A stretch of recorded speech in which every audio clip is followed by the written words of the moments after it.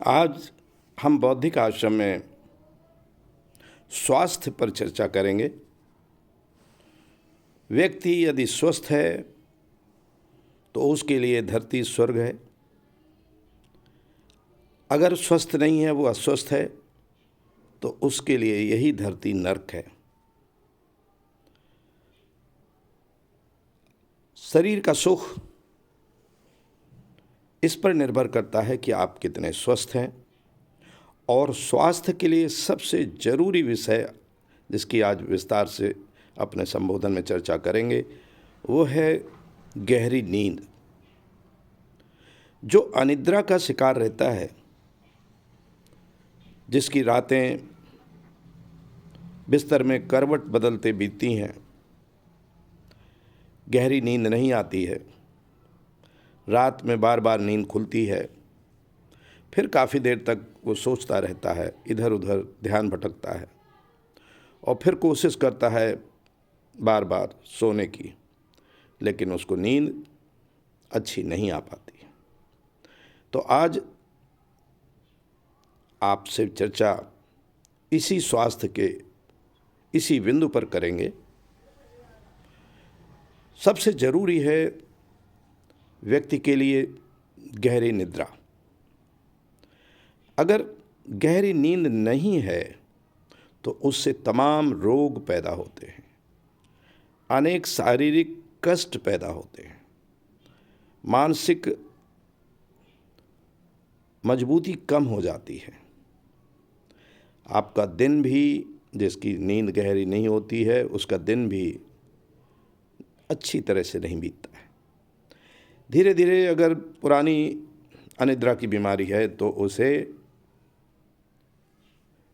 Memory loss की शिकायत होती है, उसकी याददाश्त कमज़ोर होने लगती है, स्मरण शक्ति का ह्रास होता है। तो कितना ज़रूरी है नींद का आना। और नींद के लिए अच्छा बिस्तर होना ज़रूरी नहीं है। अगर बहुत अच्छी नींद आती है तो व्यक्ति उबड़ खाबड़ जगह में भी सो सकता है, वो किसी भी स्थिति में सो जाता है। लेकिन उसके लिए शरीर का इस तरह का ढांचे का निर्माण हो, इस तरह के विभिन्न सिस्टम शरीर के चल रहे हों, जिससे नींद स्वभाव से आ जाए। होता यह है कि जो हमारे सिस्टम है शरीर के, जिसमें आपने विज्ञान में पढ़ा होगा, डाइजेस्टिव सिस्टम, सर्कुलेटरी सिस्टम और इसी तरह के कई सिस्टम हैं जो अपना कार्य करते रहते हैं।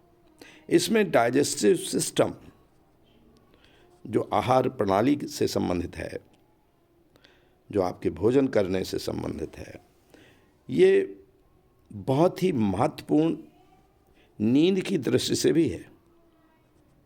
ज़्यादातर वैद्य, डॉक्टर, चाहे वो आयुर्वेद के हों, एलोपैथिक के हों, चाहे होम्योपैथिक के हों, वो भोजन प्रणाली को नींद से कम ही जोड़ते मिलेंगे। बहुत ही विरले होंगे जो अनिद्रा के शिकार व्यक्ति को भोजन प्रणाली से संबंधित बिंदुओं पर ध्यान देते हुए पाया जाएगा, या वो मरीज से चर्चा भी करेगा। ऐसा कम होता है।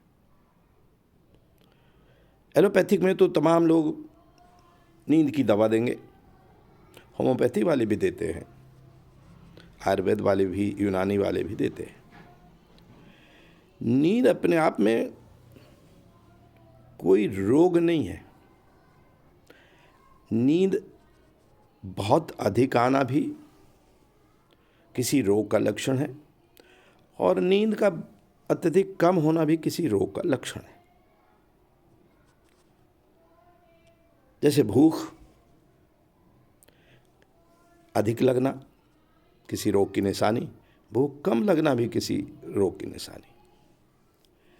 तो आज हम चर्चा अनिद्रा पर कर रहे हैं, नींद के गंभीर संकट पर कर रहे हैं। तो इस पर हम विभिन्न दवाओं की बात नहीं करेंगे, विभिन्न चिकित्सा पद्धतियों की बात नहीं करेंगे। आज हम आपके भोजन प्रणाली से संबंधित क्या परिवर्तन कर लें जिससे आपको नींद आए, और नींद ही नहीं, बहुत ही अच्छी नींद आए, गहरी नींद आए, तो वो हम क्या करें। ये मेरा स्वयं का अनुभूत है। यहाँ ये मैं बता दूं कि इसका प्रयोग मैंने अपने आप पर लगातार किया और दूसरों पर भी किया है, और इतना अधिक लाभदायक है कि जैसे ही आप इसको शुरू करेंगे, आपको 2-3 दिन के अंदर ही 50% से अधिक लाभ मिल जाएगा। और अगर इसको लगातार बनाए रखते हैं तो आप भूल जाएंगे कि आप अनिद्रा के शिकार भी थे, नींद की कमी के शिकार भी थे। शरीर के जो शारीरिक व्यायाम, योग और मेडिटेशन, जो बौद्धिक आश्रम में भी शिखा, दीप शिखा ध्यान और त्रिनेत्र ध्यान भी हम कराते हैं, तो नींद के लिए इनका अपना स्थान है। लेकिन आज हम जिस बिंदु पर बहुत जोर दे रहे हैं वो है भोजन। नींद के लिए भोजन का कितना बड़ा स्थान है, इस पर समझना होगा और गंभीरता से आपको सुनना होगा। आपने 1-2 अनुभव जरूर किए होंगे। आइए उन अनुभवों की पहले बात कर लें, तब आपको लगेगा कि भोजन का कोई रोल है क्या नींद पर।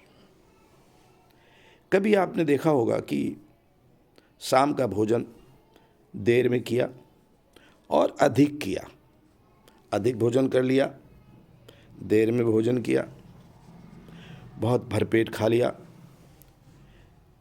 तब आपको नींद की कमी हो जाती है। आएगी तो थोड़ा सा देर में आएगी और गहरी नींद नहीं आएगी, हल्की नींद आएगी। और ख़ास रूप से आप अगर 50 साल से ऊपर के हो चुके हैं और फिर भी भारी भोजन कर लेते हैं रात में, तो नींद की कमी हो जाएगी। और अगर ये आदत बना रखी है, अक्सर शाम का भोजन, रात का भोजन हैवी करते हैं, भारी करते हैं, तो नींद की स्वाभाविक कमी आपको लगातार हो जाएगी।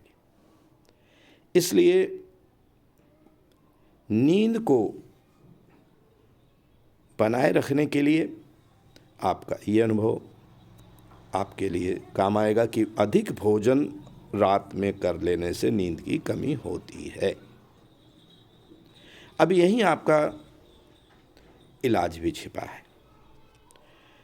जब भी रात्रि भोजन करें तो एक तो जल्दी करें, 8 बजे तक कर लें, 8 साढ़े 8 तक कर लें। लेकिन भोजन में कभी विलम्ब हो जाए तो उसके लिए चिंता की बात नहीं है। लेकिन जो मैं इस संबोधन के द्वारा संदेश देना चाहता हूँ, उसको गंभीरता से सुने और उसका पालन जरूर करें। जितना भोजन आप करते हैं भूख के अनुसार, उसे थोड़ा सा कम करिएगा। रात्र के भोजन में कुछ कमी रखिए, अति न करिए। हल्का भोजन कहते हैं करना चाहिए, लेकिन जितना भी मात्रा में आपने भोजन किया है उसका लगभग बराबर ही, मान लीजिए उदाहरण के लिए आप पाव भर 250 ग्राम भोजन करते हैं, तो उसका आधा आपको सलाद लेना है, हरा सलाद लेना है। यानी कि आप भोजन की मात्रा में सलाद की मात्रा लगभग बराबर कर लें। और सलाद में कोई भी चीज़ जो सलाद में खाई जा सकती है उसको छोड़े नहीं। उसमें प्याज और लहसुन अदरक तो हो ही, लेकिन टमाटर, खीरा, ककड़ी, सलाद पत्ता और ख़ास रूप से बंद गोभी, चुकंदर, गाजर, हरी धनिया, इसी प्रकार और भी जो आपके समझ में आता है कि सलाद में हम ये चीज़ पसंद करते हैं, वो धुल करके अच्छी तरह से गर्म पानी से धुल करके, उबलते हुए पानी से धुल लें और इसके बाद एक पृथक प्लेट में इतना अधिक सलाद रखें जितना आप पका भोजन करते हैं उतना ही लगभग सलाद रख लें और खाने की शुरुआत सलाद से करें। सलाद खाएं। सलाद खाने के 1-2 मिनट तक सलाद ही खाएं। उसके बाद फिर बीच बीच में भोजन करें, जो दाल और सब्जी रोटी आप खा रहे हैं। इस प्रकार भोजन समाप्त होते होते आपका सलाद भी समाप्त हो जाए। और याद रहे कि सलाद की मात्रा किसी भी सूरत में कम न होने पाए। आप देखेंगे कि जिस दिन आप ऐसा करेंगे उस दिन से ही आपको नींद में सुधार दिखाई देगा। आपको लगेगा कि ये तो आज से ही मुझे सुधार हुआ। सुबह जब जगेंगे तो आपको भरपूर नींद का एहसास होगा और जैसे 2-3 दिन तक ये आदत बना ली तो आप स्वयं दूसरों को शिक्षा देंगे कि नहीं, इस पद्धति को अपनाना आवश्यक है। ये पद्धति गहरी नींद की पद्धति है, आजमाई हुई पद्धति है, मेरी खुद की आजमाई हुई है। मैं आश्रम में भी जो संबंधित लोग होते हैं, समाज में जो लोग होते हैं, जो हमारे संपर्क में आते हैं, उनको मैं हमेशा ये सलाह देता हूँ और सबको बहुत बहुत लाभ होता है। बस सलाद में ध्यान रखें कि उसको गर्म पानी से साफ धुलें, उबलते हुए खौलते पानी से भी धुलें तो ज़्यादा अच्छा है। हाँ, आप प्रश्न पूछ सकते हैं कि क्या हम सलाद दोपहर के खाने में भी खाएं? बिल्कुल खाएं, दोपहर के खाने में भी खाएं, लेकिन रात के खाने में बिल्कुल स्किप ना करें कि हाँ आज नहीं खाते हैं, कल तो खाया था, ऐसा ना करें। इसी दौरान आप एप्पल साइडर विनेगर आता है, 1 चम्मच पानी में मिला करके अपने भोजन के साथ उसको जोड़ लें, क्योंकि फर्मेंटेड फूड बहुत आवश्यक होता है व्यक्ति के लिए। शरीर में एंजाइम की कमी हो जाती है और ख़ास रूप से जब आदमी 50-60 साल का पहुंच जाता है, इसके बाद जब ओल्ड एज होती है, तब भोजन को पचाने वाले एंजाइम्स शरीर में काफ़ी कम हो जाते हैं। तो इसलिए फर्मेंटेड फूड जैसे दही है, छाछ है, ये भी अपने भोजन में शामिल करें। लेकिन जो सलाद की पद्धति मैंने बताई वो आपके लिए अनिवार्य है। बहुत अच्छी नींद आएगी और आप अपने अनुभव इसी कमेंट बॉक्स में भी भेजें, हमारे व्हाट्सएप नंबर पे भी भेज सकते हैं, फेसबुक में भी हमको साझा कर सकते हैं, लेकिन यूट्यूब के कमेंट बॉक्स में आप अपने अनुभव हमको ज़रूर भेजें। आपको शुभ हो, आपको गहरी नींद की शुभकामना। एवमस्तु। अहम ब्रह्मास्मि, अहम ब्रह्मास्मि, अहम ब्रह्मास्मि।